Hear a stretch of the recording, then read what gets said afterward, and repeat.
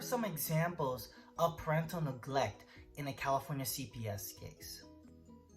What is a lot of examples of parental neglect in a California CPS case? Some of the examples can include mental instability, substance abuse, and or just general neglect, meaning that you left a child at home unattended and that child essentially wasn't properly trained or aware of what to do when something happens, and in the process of that causes some sort of danger towards that child.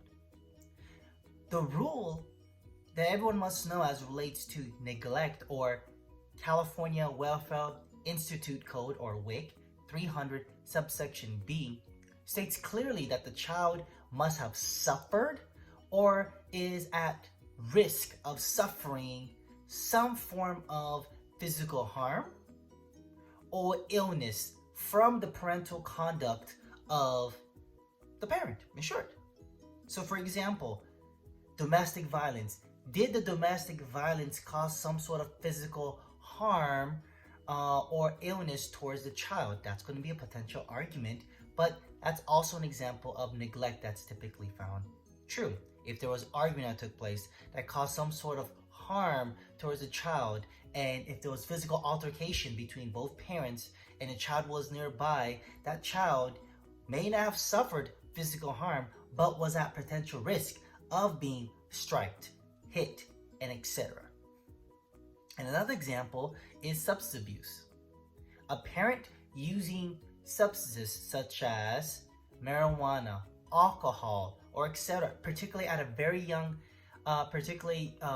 using it, and they still have an infant, and for example, let's say they are breastfeeding and they use marijuana and the baby tests positive for marijuana, and the baby, because of that positive marijuana, causes the baby to suffer some form of illness because of your marijuana usage, that could be an example of parental neglect.